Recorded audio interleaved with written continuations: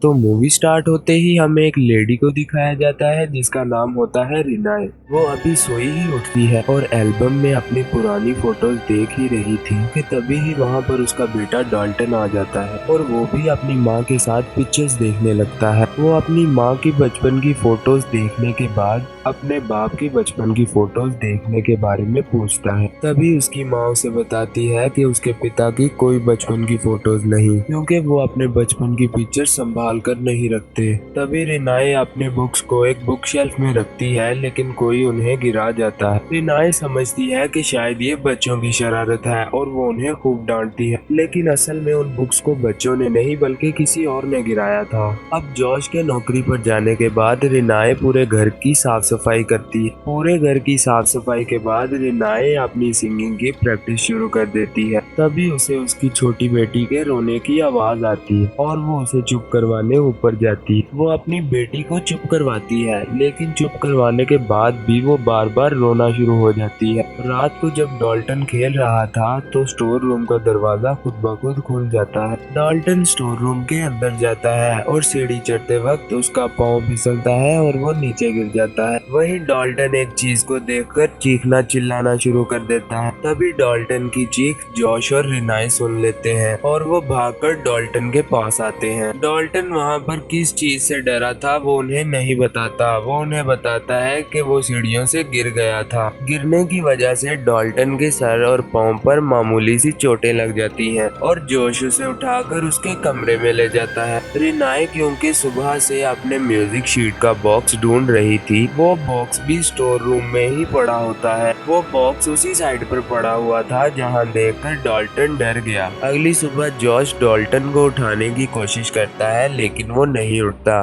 तो जॉश और रिनाए डाल्टन को एक हॉस्पिटल लेकर आते हैं और वहां डॉक्टर उन्हें बताते हैं कि डाल्टन कोमा में चला गया है। हैरत की बात तो ये थी कि डाल्टन के कोमा में जाने की असल वजह डॉक्टर्स भी नहीं बता पा रहे थे, क्योंकि उसके सारे टेस्ट नॉर्मल थे। अब हमें 3 महीने बाद का टाइम दिखाया जाता है जहां वो डाल्टन को घर वापस ले आते हैं, लेकिन अभी भी डाल्टन कोमा में ही था। अब रिनाए अपनी सिंगिंग प्रैक्टिस कर ही रही थी कि उसे बेबी मॉनिटर पर कुछ लोगों की आवाजें आती हैं। वो आवाजें आहिस्ता आहिस्ता तेज होने लगती हैं और बेबी रोने लगती है। फिर रिनाए भागकर बेबी के रूम में जाती है और वहाँ पर कोई नहीं होता। फिर रात को रिनाए का दूसरा बेटा फॉस्टर उससे कहता है कि मुझे अपना रूम चेंज करना है। वजह पूछने पर फॉस्टर बताता है कि डाल्टन रात को नींद में चलता है, जिसकी वजह से वो बहुत डर जाता है। क्योंकि डाल्टन कोमा में था, इसलिए रिनाए फॉस्टर की बात पर ध्यान नहीं देती। अब आधी रात को फॉस्टर की आंख खुलती है और वो अपने सामने रूम में देखता है जहाँ डाल्टन सो रहा था, जिसकी वजह से फॉस्टर को बहुत डर लगने लगता है और वो अपने रूम का दरवाजा बंद कर लेता है। तभी वो महसूस करता है कि उसके कमरे के बाहर कोई चल रहा है और वो भागकर जल्दी से अपने बेड पर आ जाता है। दूसरी तरफ जॉश और रिनाए अपने कमरे में बैठे थे कि तभी उनके दरवाजे पर नॉक होता है। जॉश वहां जाकर चेक करता है कि आखिर कौन है, लेकिन वहां पर कोई नहीं होता।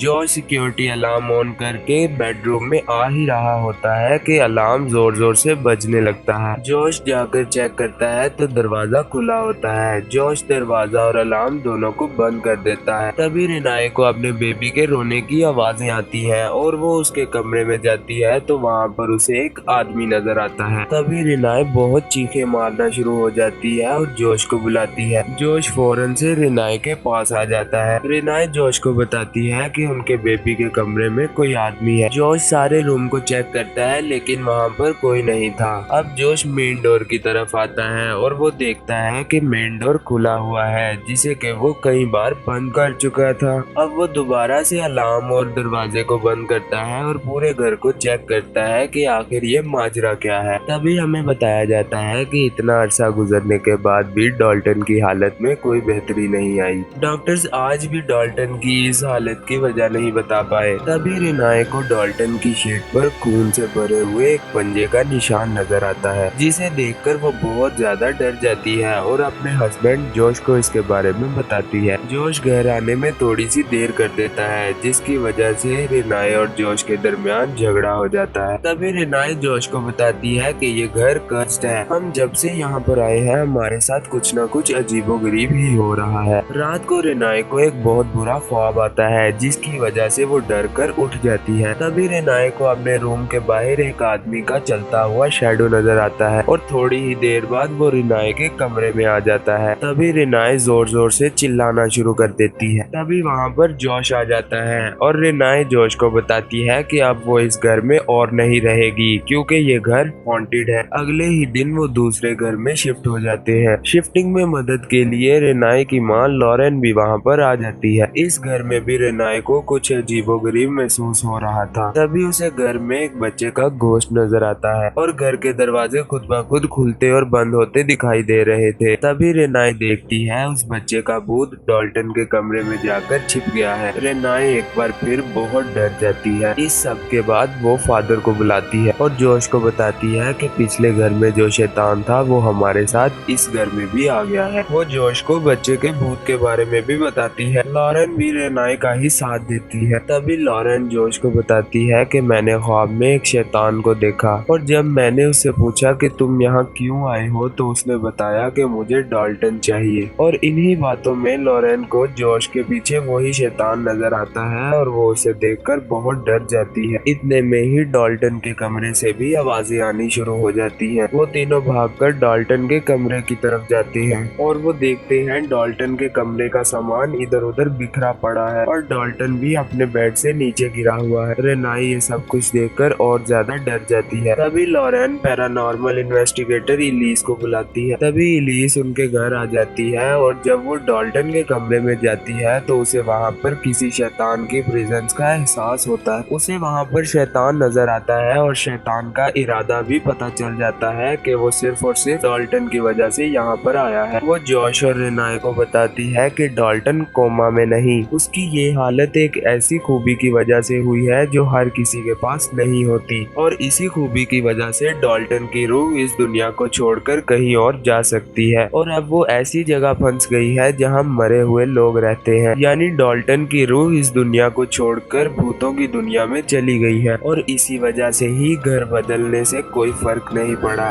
क्योंकि हॉन्टेड आपका घर नहीं बल्कि डॉल्टन था। डॉल्टन के उस दुनिया में होने की वजह से डीमन सोल उसकी तरफ आ रही है ताकि उसे पोजेस कर सके क्योंकि किसी भी इंसान को पोजेस करना आसान नहीं होता। इसलिए ये शैतान काफी अरसे से इन्हीं कोशिशों में लगे होते हैं। और तभी जोश डॉल्टन के पास चला जाता है और उससे कहता है अगर तुम मुझे सुन रहे हो तो मुझे कोई हिंट दो। और तभी डॉल्टन का बनाया हुआ एक स्केच नीचे गिर जाता है। जोश उस स्केच को उठा लेता है और उसकी नजर डॉल्टन की बनाई हुई दूसरी पेंटिंग्स पर भी पड़ती है और उन सब ड्राइंग्स में एक ड्राइंग उस शैतान की भी होती है। तभी जोश को रियलाइज होता है कि इलीस ठीक कह रही थी। इलीस और उसके साथी डॉल्टन से कनेक्ट करने की कोशिश करते हैं और डॉल्टन से उनका राब्ता हो भी जाता है। वो उनकी आवाज सुन सकता था। वो उन्हें जवाब भी देता है। वो उनसे कहता है वो एक आदमी से डरा हुआ है जिसके मुंह पर बहुत ज्यादा आग है। डॉल्टन उन्हें ये सब कुछ बताते हुए बहुत डर रहा था कि कहीं उनकी ये बातचीत वो शैतान न सुन ले और तभी वो उन्हें बताता है कि उनकी बातें उस शैतान ने सुन ली हैं और वो बहुत ज्यादा डर जाता है। और तभी डॉल्टन अपने बेड से उठकर इन लोगों के पास आ जाता है। उस वक्त डॉल्टन के पास इतनी पावर होती है कि वो इन सबको इधर उधर फेंक रहा होता है और वो कमरे में पड़ी टेबल और चेयर्स को भी इधर उधर फेंक देता है और तभी बाकी शैतान भी वहाँ पर पहुँच जाते हैं। तभी इनमें से एक शैतान रेनाए को पकड़कर डरा देता है और उसे जोश भी देख लेता है। तभी जोश रेनाए को बचाने के लिए उस शैतान की तरफ बढ़ता है लेकिन वो शैतान जोश को पकड़कर दूर फेंक देता है। इसी दौरान इलीस डॉल्टन से उस शैतान को भगाने की कोशिश करती है और तभी डॉल्टन जमीन पर गिर जाता है और सब कुछ नॉर्मल हो जाता है लेकिन डॉल्टन अभी भी कोमा में ही होता है। फिर इस सब की रिकॉर्डिंग में हमें देखने को मिलता है कि डॉल्टन के पीछे एक शैतान खड़ा है जो कि डॉल्टन की बॉडी को पोजेस करना चाहता है और वही डॉल्टन से ये सब कुछ करवा रहा है। तभी लॉरेन जोश को बताती है जब वो 8 साल का था तब वो नींद में डर जाया करता था। उसे एक बूढ़ी औरत नजर आया करती थी। वो इस सब के बारे में अपनी मदर को बताता था लेकिन वो जोश की बातों पर ध्यान नहीं देती थी। और लॉरेन ने बताया कि जब भी वो जोश की फोटो खींचा करती तो वो ओल्ड लेडी साथ ही कैप्चर हो जाती। उस लेडी का एक ही मकसद था कि वो जोश की सोल को भूतों की दुनिया में ले जाए और जोश की बॉडी को पोजेस कर सके। वो बताती है कि इस सब के बाद मैंने इलीस से मदद ली और जॉश को उस शैतान से बचा लिया। इलीस ने तब जॉश की सब मेमोरीज को खत्म कर दिया था, लेकिन आज भी जॉश पिक्चर्स खिंचवाने से डरता है और यही वजह है कि एल्बम में उसके बचपन की कोई फोटो नहीं है। अब जॉश ही डॉल्टन को बचा सकता है और वो उन मरे हुए लोगों की दुनिया में जाकर वहाँ से डॉल्टन को वापस ला सकता है। इलीस जॉश को बताती है कि इस बात का ध्यान रखना कि वहाँ के लोगों को ये पता न चले कि तुम किस दुनिया से आए हो, वरना वो तुम्हारी बॉडी के लिए भी यहाँ पर आ सकते हैं। अब जॉश दूसरी दुनिया में चला जाता है और डॉल्टन को ढूंढता है। इसी दौरान उसे बहुत से शैतान नजर आते हैं। आगे जाने पर जॉश को डॉल्टन भी मिल जाता है, जिसके पाँव को किसी ने लोहे की जंजीरों से बांध रखा था। जॉश डॉल्टन को खोलने की कोशिश करता है, लेकिन डॉल्टन जॉश को बताता है कि वहाँ पर एक शैतान है और उसी शैतान ने उसे यहाँ पर रखा हुआ है। जॉश डॉल्टन को उन जंजीरों से आजाद करता है। इतने में ही वो शैतान जॉश को देख लेता है। वो शैतान जॉश पर अटैक कर देता है, लेकिन जॉश बड़ी ही मुश्किलों से डॉल्टन को उठाकर वहाँ से निकल जाता है। अब वहाँ से आना जॉश के लिए बहुत मुश्किल था, क्योंकि उसे बहुत से भूतों ने घेर लिया था। तभी रेनाए जॉश की मदद के लिए उसे आवाजें लगाती है। तभी जॉश घर के अंदर आ जाता है और डॉल्टन को घर के अंदर ही छोड़ देता है ताकि वो अपनी बॉडी के पास चला जाए। डॉल्टन वहाँ पर अपनी बॉडी ढूंढ ही रहा होता है कि तभी वहाँ पर वो शैतान आ जाता है। वो शैतान डॉल्टन को रोकने की बहुत कोशिश करता है, लेकिन डॉल्टन वहाँ से भाग जाता है। शैतान भी डॉल्टन का पीछा करता है, लेकिन डॉल्टन भागकर अपनी बॉडी के पास आ जाता है। अब हमें दिखाया जाता है कि जॉश को वही बूढ़ी औरत नजर आती है जो उसे बचपन में दिखाई देती थी। जॉश उस पर बहुत चिल्लाता है और उसे कहता है, तुम यहाँ से चली जाओ, मैं तुमसे नहीं डरता, मुझे अकेला छोड़ दो। और तभी जॉश और डॉल्टन को होश आ जाता है और सभी उन्हें देखकर बहुत खुश होते हैं। सब बहुत खुश थे क्योंकि किसी को भी कोई नुकसान नहीं हुआ था। अब इलीस और उसकी टीम अपना सामान पैक करके वहाँ से निकलने लगे थे और हमें दिखाया जाता है कि जॉश और इलीस आपस में बात कर रहे हैं और जॉश अपनी बचपन की फोटोज इलीस को वापस कर देता है। फोटोज लेते वक्त इलीस जॉश का हाथ देखकर चौंक जाती है और तभी इलीस जॉश की एक फोटो खींचती है, जिस पर जॉश बहुत गुस्सा हो जाता है। तभी हमें बताया जाता है उस बूढ़ी औरत का गोश्त जॉश में आ चुका है। जॉश इलीस पर अटैक कर देता है और उसका गला घोंटकर उसको मार देता है। इतने में ही इलीस की चीखें रेनाई सुन लेती है और उसे देखने के लिए वहाँ पर पहुँच जाती है। रेनाई को इलीस मरी हुई नजर आती है, जिसे देखकर वो बहुत डर जाती है। तभी वो कैमरे में जॉश की फोटो देखती है, जिसमें उसे बूढ़ी औरत की सोल नजर आती है, जिसे देखकर वो बहुत ज्यादा हैरान हो जाती है। इतनी ही देर में पीछे से जॉश आ जाता है और यहीं पर मूवी एंड हो जाती है।